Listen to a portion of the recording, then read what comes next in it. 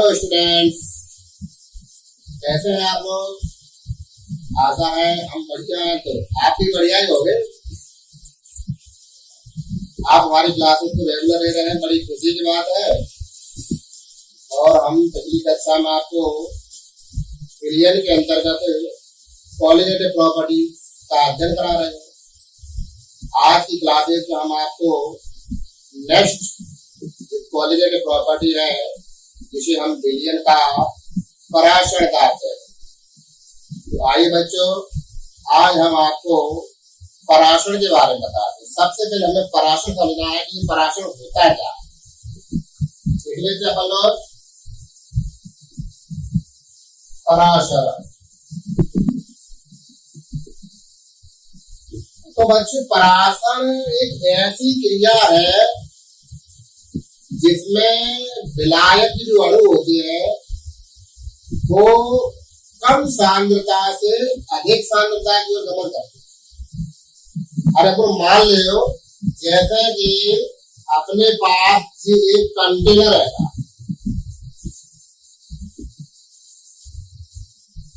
अब इस कंटेनर में अपन क्या कर देते हैं, एसपीएम लगा देते हैं।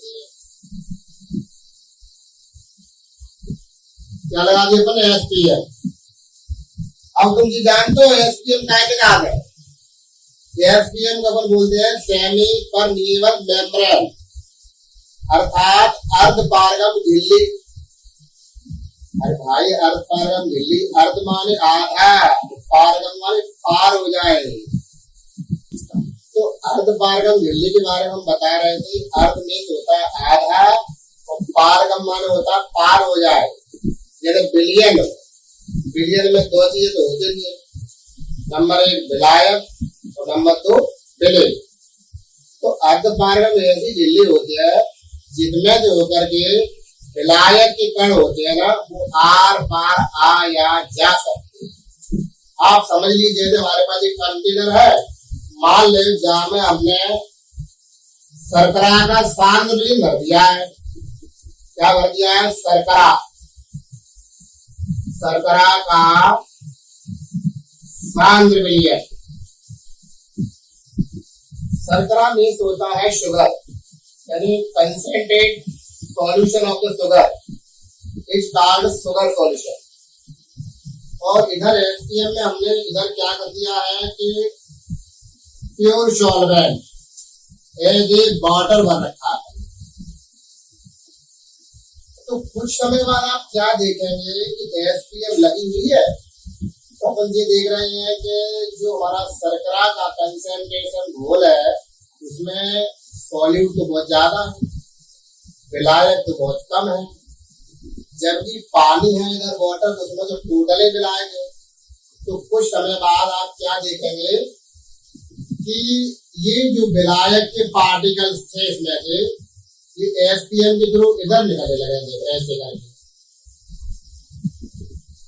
तो एक समय ऐसा आ जाएगा कि दोनों विलियनों की कंसेंट्रेशन को ये बराबर करना चाहिए और हमारे में जो विलायक ज्यादा मात्रा में था वो धीरे धीरे शर्करा के शांत विलियन की ओर जाने लगता।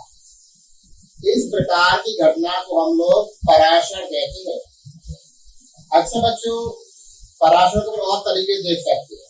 अरे तुम लोग घर पे खीर तो खाई हुई, खीर में अपन क्या करते हैं, जैसे किशमिश डाल देते हैं। खीर में क्या डाल देते हैं? किशमिश। तो आप देखते हैं कि किशमिश के अंदर जो शर्करा है उसकी मात्रा दूध की कंपैरिजन में बहुत ज्यादा होती है। तो किशमिश के अंदर जो शुगर है और हमारा जो मिल्क है, तो मिल्क की कंसेंट्रेशन कम रहती है और शुगर की कंसेंट्रेशन ज्यादा रहती है। तो क्या होगा कि धीरे धीरे दोनों पदार्थ अपनी कंसेंट्रेशन को बराबर करने के लिए जो मिल्क है ना वो किशमिश के अंदर प्रवेश कर जाता है। तो किशमिश के उदाहरण को भी हम पराक्षण के द्वारा देख सकते हैं। अच्छा बच्चों, एक और बताते हैं आपको कि जैसे कंटेनर ले लीजिए आप, इसमें आप क्या करेंगे, शुगर सॉल्यूशन कर दीजिए। क्या करेंगे तो लोग? Sugar solution. अब क्या करना, आप इसमें एक अंगूर ले लेना। क्या लेना? अंगूर। ये अपन इसमें अंगूर डिप कर, तो आप क्या देखेंगे? पहले तो ये देखेंगे कि सांद्रता किसकी जा रहा है। अंगूर के अंदर जो रस भरा है उसकी सांद्रता है वो इस शुगर सॉल्यूशन के कंपेरिजन में कैसे होगी? कम होगी। और ये शक्कर की सांद्रता है वो अधिक सांद्रता का विलयन है, सांद्रता अधिक है उसकी। तो आप क्या देखेंगे? ये परासरण क्रिया कैसे होती है? कम सांद्रता से अधिक सांद्रता की ओर गमन करते हैं इसमें। तो आप देखेंगे अंगूर के अंदर जो रस भरा हुआ है उसकी सांद्रता तो कम है, और जबकि शुगर सॉल्यूशन है उसकी सांद्रता अधिक है। तो ये अंगूर क्या करता है? ये अपनी सांद्रता और शुगर सॉल्यूशन की सांद्रता को बराबर करने के लिए अंगूर के ऊपर जो एसपीएम है उसमें से होकर के अंगूर का रस धीरे धीरे इस शुगर सॉल्यूशन में आता चला जाएगा। तो आप क्या देखेंगे कि उस शुगर सॉल्यूशन में अंगूर को डालने पर वह बताइए क्या होगा? भूल जाएगा कि पचक जाएगा। अरे आप तो क्या कह रहे हैं? भूल जाएगा? नहीं नहीं, आप ध्यान रखिए, जैसे अंगूर तो पहले से ही भूला है, वो भूल के आप कहा जाएगा। इसलिए जैसे ही आप शुगर के सॉल्यूशन में अंगूर को डाल देंगे तो एक समय, कुछ समय के बाद शुगर सॉल्यूशन में हमारा अंगूर पिघल जाए, जबकि किशमिश को पानी में डालने पर वह फूल जाए, क्योंकि किशमिश के अंदर की कंसेंट्रेशन ज्यादा है और विलायक की सांद्रता कम है। अब आपको हम बताते हैं पराशरण के प्रकार। क्या बताएंगे? पराशरण के प्रकार। अब अपन पराशरण को समझने के बाद हम पराशरण के प्रकार की ओर चलते हैं। ये पराशरण कितने प्रकार का हो सकता है? तो आप देखते हैं कि पराशरण हमारा दो प्रकार का होता है। नंबर एक कहता है बाह्य पराशरण,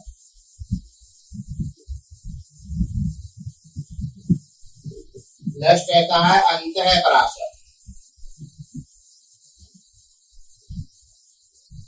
क्या आप समझेंगे कि हम बाह्य पराशरण कब कह सकते हैं और अंतः पराशरण कब कहते हैं? तो जैसे कि अपन देख सकते हैं, जैसे हमारे पास कोई पादप कोशिका, तो पादप कोशिका में से जल है या उसके अंदर जो विलायक के अणु है वो बाहर की ओर आ जाए, क्या हो जाए? बाहर की ओर आ जाए, तब उसे हम लोग बाह्य पराशरण कहते हैं।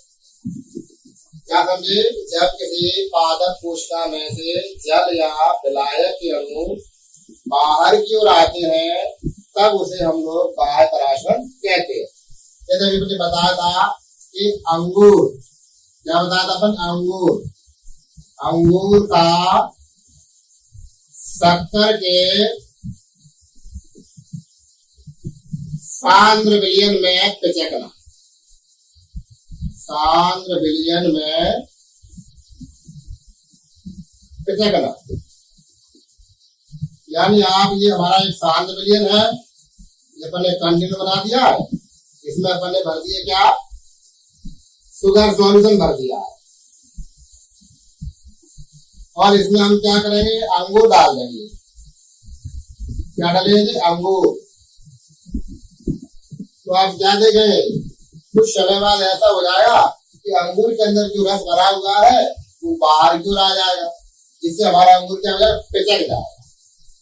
तो अंगूर का शक्कर के सांद्र विलयन में पिचकना एक बाह्य पराशरण। क्या है? बाह्य पराशरण।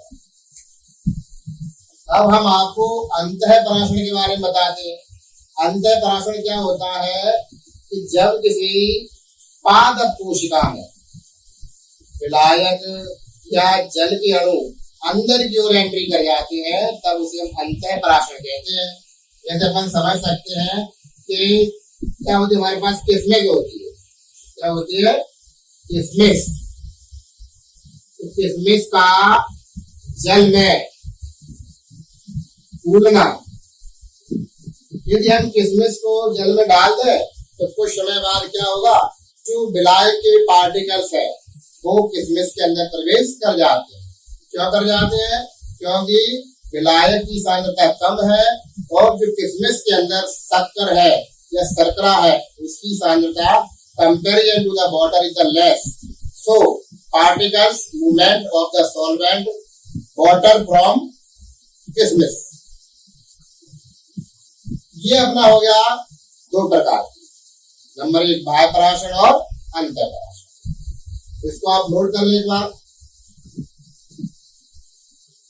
तो पराशरण के लिए एक कंडीशन है, पराशरण के लिए हमारे पास अर्धपारगम झिल्ली होना बहुत कंपलसरी है। अगर अर्धपारगम झिल्ली नहीं होगी तो फिर पराशरण के लिए हो ही नहीं पाए। तो समझते हम लोग कि अर्धपारगम झिल्ली पराशरण के लिए भी कंडीशन है। पराशरण में अर्धपारगम झिल्ली का होना बहुत आवश्यक है। ये अर्धपारगम झिल्ली क्या होती है, कितने प्रकार की होती है, कहाँ का यूज होती है, इन सब के बारे में हम आगे चल के पढ़ते हैं। तो आप समझिए सबसे पहले अर्धपारगम झिल्ली क्या होती है। अर्थात ऐसी झिल्ली जिसमें से होकर विलायक के कण आर पार आ या जा सकते हैं किंतु विलय के नहीं, उसे हम अर्धपारगम झिल्ली कहते हैं। अरे भाई जैसे अपने पास एक कोई कपड़ा है, ये अपने पास कोई कपड़ा है, इस कपड़े में अपन ने कोई बिलियन भर दिया है। क्या भर दिया है? बिलियन भरा है। बिलियन को बोलो मान सकते अपने 7 भर दी मान, और इसको अपन ने क्या कर दिया, एक तरह से बॉन्ड कर दिया, बांध दिया। तो आप देखेंगे क्या देखेंगे कि इसमें से जो वाटर के मॉलिक्यूल होंगे क्या होगा, वाटर, तो वो लगातार बाहर निकलते जाते हैं और एक समय ऐसा आता है कि पानी पूरा उसमें से बाहर निकल जाता है और अंदर जो छाछ का कंसेंट्रेट पदार्थ है वो कपड़े के अंदर ही रह जाता है। तो ऐसे पदार्थ को या ऐसे झिल्ली को हम अर्धपारगम झिल्ली कहते हैं। ये अर्धपारगम झिल्ली है ना, अपनी 2 प्रकार की हो सकती है। नंबर 1 होता है प्राकृतिक, नेक्स्ट पॉइंट होता है अपना कृत्रिम। तो प्राकृतिक झिल्ली होती है जो जंतुओं में पाई जाती है, जो वनस्पतियों में पाई जाती है, जैसे कि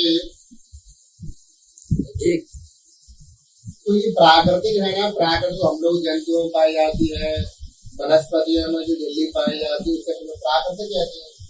कृत्रिम झिल्ली जो हम लोग बनाते हैं, जैसे कि कॉपर फेरोसाइनाइड बना सकते हैं, जैसे हम लोग पराशरण दांत याद करने की जो बर्कले हार्टले मेथड होती है उसमें यूज करते हैं। तो अर्धपारगम झिल्ली हमारी 2 प्रकार की है, प्राकृतिक और कृत्रिम। इनके द्वारा हम लोग पराशरण क्रिया को संपादित कराते हैं। अब बच्चों हम आपको ले चलते हैं सीधा विसरण की ओर।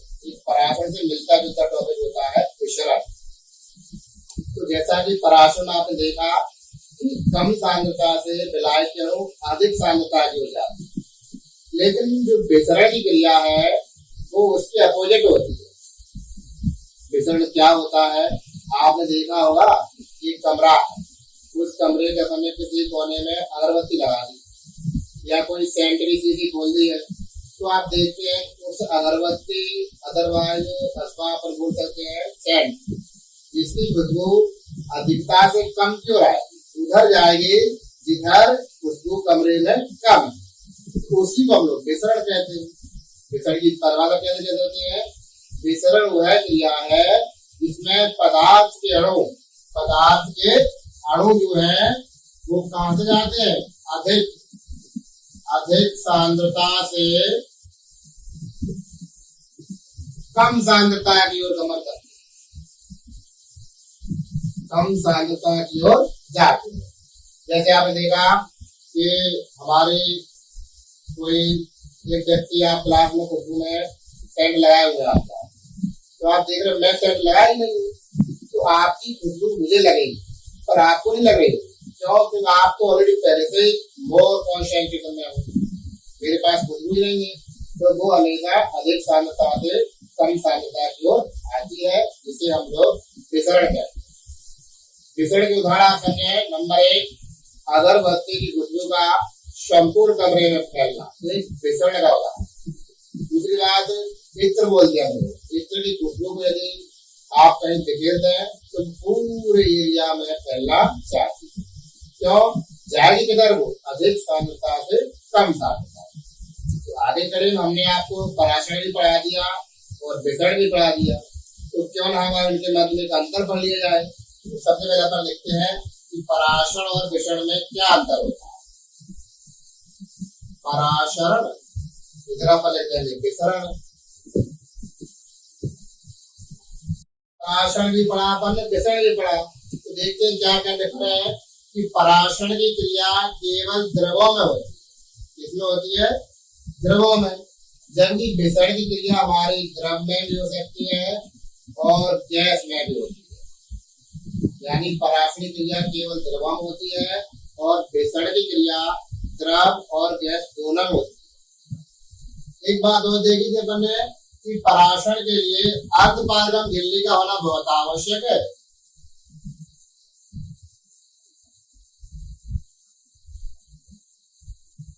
पराशरण के लिए अर्धपारगम झिल्ली का होना आवश्यक है, जबकि विसरण में अर्धपारगम झिल्ली का होना आवश्यक नहीं है। नेक्स्ट पेपर देखते हैं अपन लोग।